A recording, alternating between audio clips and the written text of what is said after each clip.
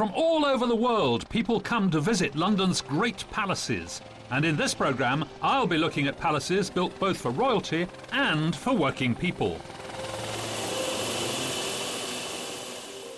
Behind me is one of London's great palaces. This is Hampton Court Palace.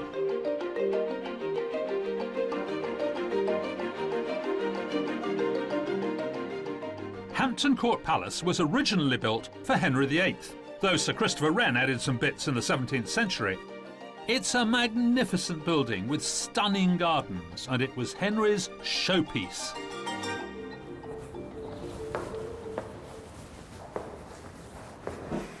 Here I am in Henry's Great Hall. It's 100 feet long, 40 feet wide, and 60 feet high.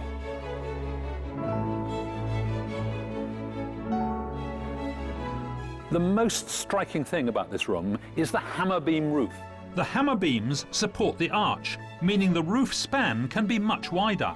And it's ludicrously over the top, decorated with endless bits of carving and gilding Henry really wanted to show off. There's another rather intriguing thing about the roof. On every hammer beam, there's a little chap leaning over and apparently looking down and listening to what's going on below, to all the scandal and the gossip among the courtiers.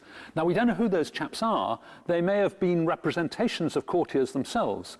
But the fact is, because they're in the eaves, they came to be called eavesdroppers. Up on the roof, there's equally intricate decoration. These beautifully crafted brick chimneys were the status symbols of their time, although all 241 are Victorian copies of the Tudor originals. I love those Tudor chimneys, and I couldn't help wondering how the Victorians copied them so beautifully. I mean, here we've got a bit of chimney. Well, it's not a real one, you understand. It's a sort of pretend chimney with those terrific spirals. And obviously what you need is a whole lot of bricks shaped like that. Now, how on earth do you shape a brick like that? Well, fortunately, there's a man who knows here. Richard, where do you start? The first process is to make the brick flat and square. Then you have to cut it a bit thinner, obviously, because this is thinner than that. Exactly. How do you cut off the extra bit? We use these wire saws. So this is just wire? It's just ordinary twisted wire. OK, so you cut it down to the right shape. Process, yes. Yes, but what I want to know is how you cut this amazing shape here, this curve. We cut the brick into this mould, and we've got to hold it in place so that we can actually do the cutting process. Very high tech. Yeah, great. OK. And we follow this profile all the way down through.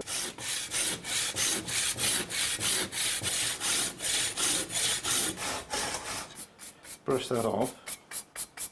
That's fabulous. Right, and so there is the rounded bit to match that. So all you have to do now is saw through the other half. Yes. Once we've done that, we'll have one of these. You'll have one of those. Well, I think that's fabulous. And how long do you reckon it would take you to make that? Maybe 20 minutes, half an hour to get a rough shape. Well, that's very impressive. So that's the Victorian method. Now, Gerard, how did the Tudors do it? With this. What's this? Brick axe. A brick axe? A brick axe. I've never heard of such a thing. Yes. What an amazing weapon. OK, so where do you start?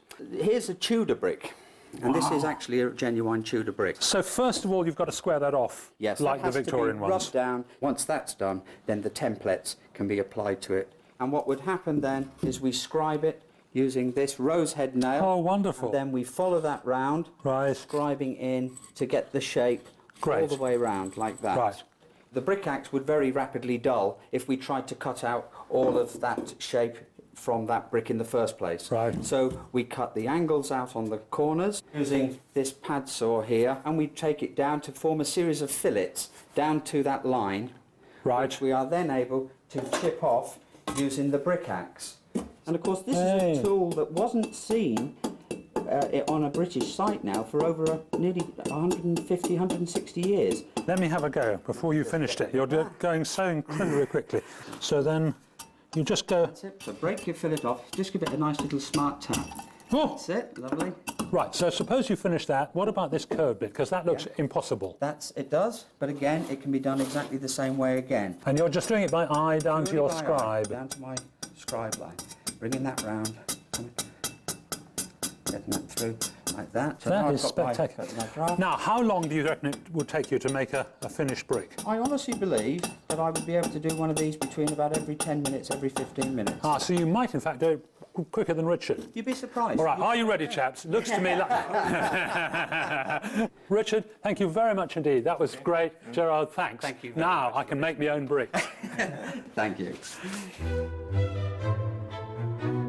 Buckingham Palace is arguably the best-known palace in the world. It was built by George IV, but the palace we see today is not how he or his architect, John Nash, envisaged it. The original plan was that Nash had a U-shaped building. This is the back, sides of the U, and in the front, the Marble Arch as the main entrance. But when Queen Victoria moved in, she started having children all over the place, and the palace was just too small. She added a new front, and the arch had to go. So in 1851, they moved it here.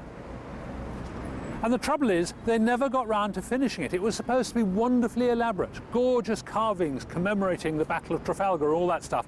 And here we have a very plain arch in the wrong place.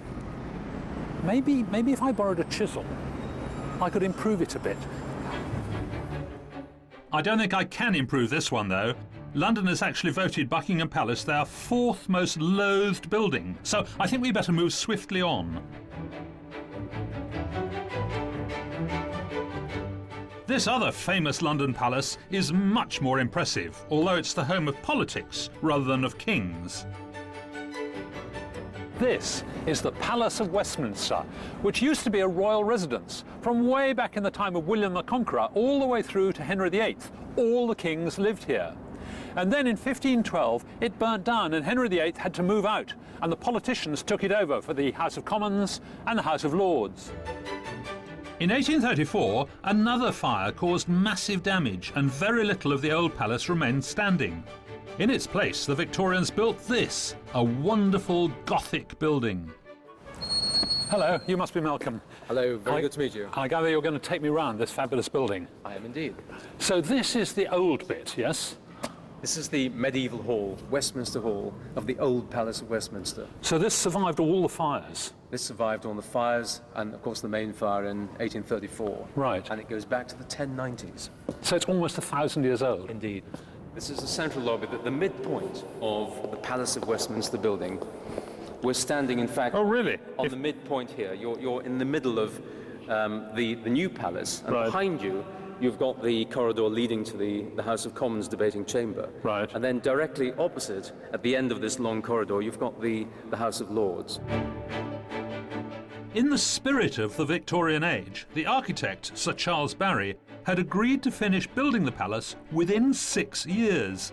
He was perhaps a little ambitious. It actually took 25 years. Did Barry do all these details as well? Well, Barry was helped in much of the work on the palace by his good friend Augustus Welby Northmore Pugin. So where can we see the best of Pugin's work? I think in the Palace of Westminster, undoubtedly in the House of Lords debating chamber. Okay, well, let's go and have a look. Gosh. Wow. That is quite something, isn't it? Just the ceiling is fantastic. And then that slab of gold at the other end. And this is the most amazing throne. Do you think they let me say that? I think not on this occasion. Well, everywhere you look, you can see the hand of Pugin. Right. Even on the wood carving on the bench ends. Pugin created such an enormous amount of work that the pressure sent him mad and he died prematurely. But just look at his incredible achievement.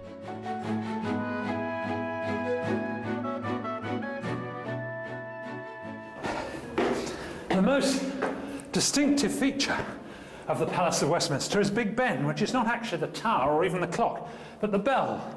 The trouble is, it's 334 steps to the top. So why do they call a bell Big Ben? Well, there are various theories. Nobody actually knows the answer.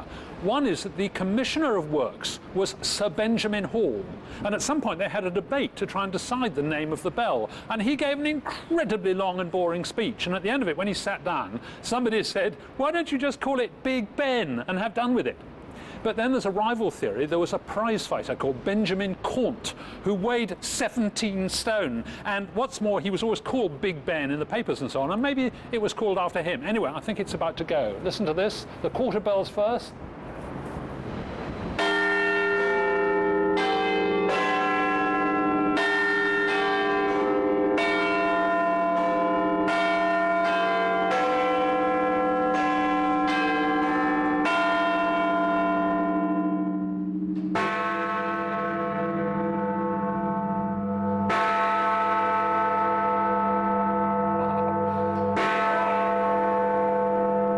Actually feel the building vibrating. But curiously, it doesn't sound as loud as the quarter bell. Wow, that's one of those experiences I've always wanted. It is amazing to be right beside this vast bell, which you can hear for miles across London. Wonderful, wonderful experience. The 19th century Londoners saw magnificent palaces being built. Palaces for royalty, palaces for politicians. But what about ordinary working people? Well, down there is an example of what the public demanded. Palaces for the people.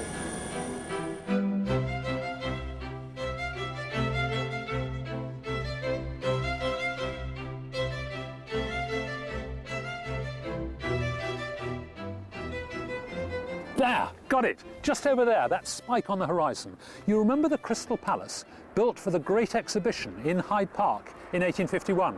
Well, when the exhibition was over, they moved the entire Crystal Palace to Sydenham. That's there, southeast London. And of course, the people up here in the north were cross because they didn't have a palace for the people, so they built this, Alexandra Palace. And actually, this is done rather better because the Crystal Palace burnt down in 1936, and this is still open. This was the place to come for theatre, concerts, circuses, fairgrounds, and too many sports to mention. Once, Blondin, the famous tightrope walker, walked across the south face of the palace while cooking an omelette. I don't know whether he took the cooker with him, but anyway, cooked an omelette on the wire. This was a cornucopia of delights for the working man.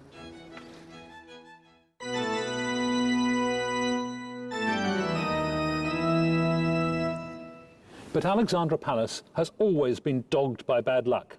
Some people say this was because of a gypsy curse which was laid on the palace when it was first built and a traveller was evicted.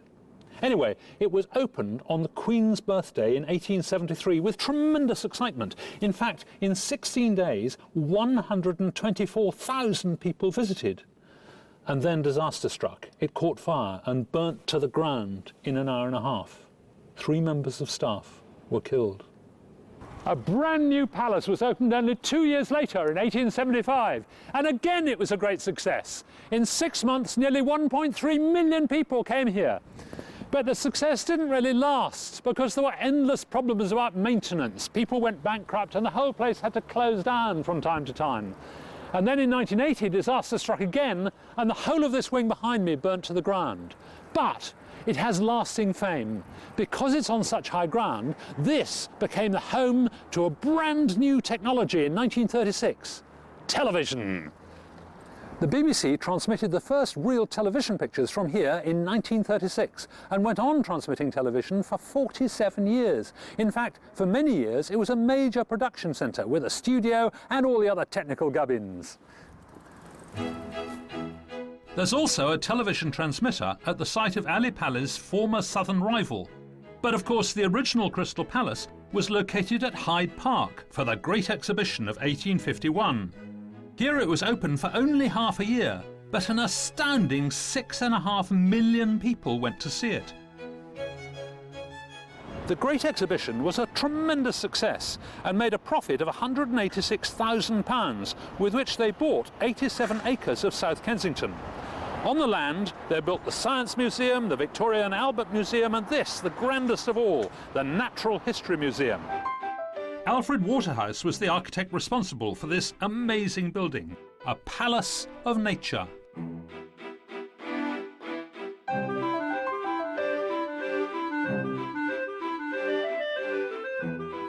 This is Rosemary Hill, who's an expert on Victorian architecture. I gather it was even more elaborate in the original design, is that right? It was going to be much bigger. Waterhouse was given a budget of £500,000 to start with, which was then drastically cut, and so he only got to build the front and not the back and the sides, as he would have liked to have done. Did the work go smoothly once it had started? No, it didn't at all. What he was working with was a very Victorian technique, which they like to call constructional polychromy, which meant that instead of applying the colour to the surface of the building, as the Georgians had done, you actually built it in, as you can see here. But was it very complicated, therefore? No one had used terracotta on this scale, and of course that turned into a nightmare for the contractors, who in the end went broke because they couldn't provide enough fast enough. Right. And presumably when the public arrived for the first time, they came in through this great sort of cave entrance. It's a great arch, like a great opening in a cliff face, preparing you for what's inside. Right. Well, let's go and see what is inside. After you. This is the most extraordinary building, isn't it? It's a wonderful combination of the drama of scale and the drama of detail. One of the things that Victorians were very good at, especially after the Crystal Palace, was great public spaces. So you've got these great staircases, which are borrowed really, I think, from Italian palazzos. And the detail, I mean, apart from the huge space, I love all these bricks and the little patterns in the brick, and these monkeys. The Victorians loved narrative. Theirs was the age that produced all the great novelists, George Eliot, Dickens, and their buildings are full of stories that tell you what the building is as you move around it.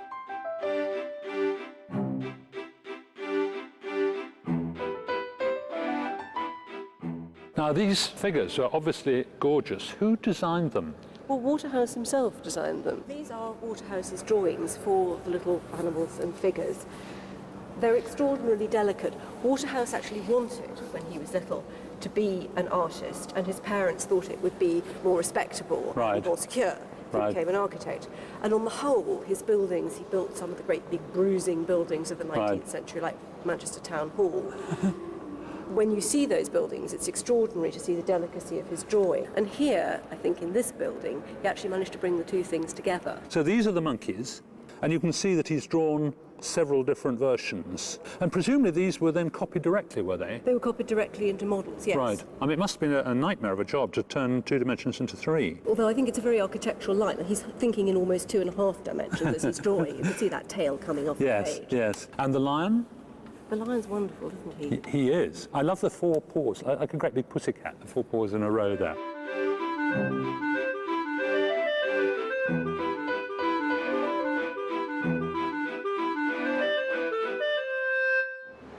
Well, there's a massive terracotta about, and I wondered how the stuff is made. John, suppose we want to make a column or pillar like this. This is terracotta, yes? That's right, yes. How do we do it? Well, first of all, we make a plaster model. Hang on a sec, that's bigger than this. This is bigger. This is made about 8% larger, in order to accommodate the clay shrinkage actually during drying and firing. Once we've made the plaster model, we then make a reverse plaster mould. Okay. Oh, I see. So we need to put some clay in. Should we take these off, do you think, before we start messing with the clay? It's heavy, this stuff, isn't it? What do we need to do? What you've got to do is to roll it out on the bench. Roll it out? So that you get all the air out of the clay. Right. De-air it. Oh, I guess if you have air bubbles, then that'll spoil the finished thing, won't it? That's right, yeah. What we need to do then is to throw the clay inside the mould. What we do is put the clay in there and we thump it around. Oh, that's brutal. It is. Doesn't it ruin your knuckles? That doesn't help now. Wow. And then as you'll build that up to about a thickness of about 1.5 inches. Can I do a bit? You certainly can. I'm a bit nervous about this because I value my knuckles.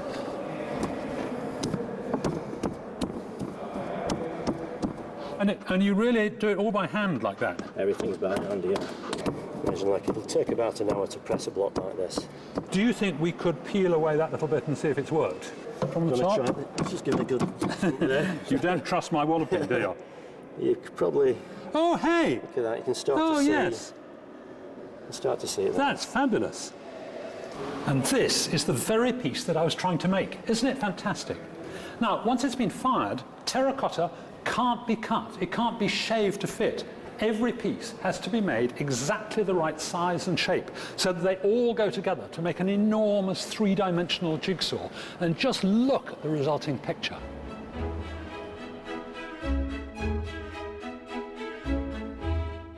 The tradition of building palaces for the working people wasn't just a Victorian thing. The origins of the old Wembley Stadium also lie in a grand exhibition, the Empire Exhibition, opened in 1924 to show off the best of the British Empire.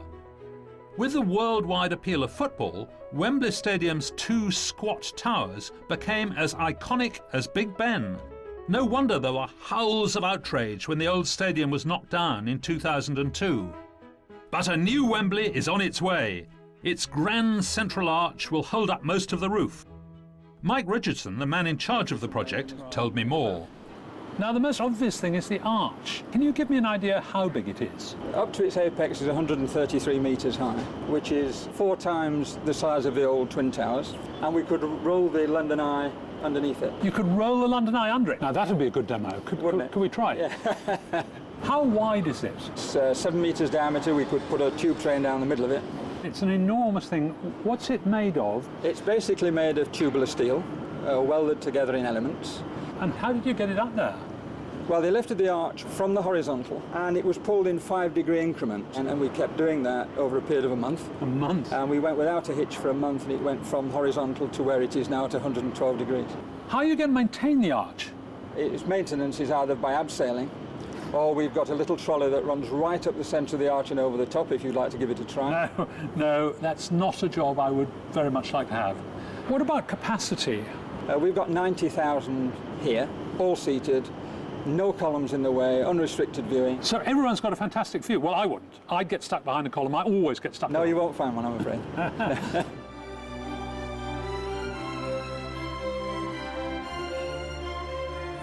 Just look at that. This brand new palace for the people is soon going to become a London icon, like Buckingham Palace or Big Ben's Tower. People will remember the Wembley Arch, not just across London, but all the way around the world.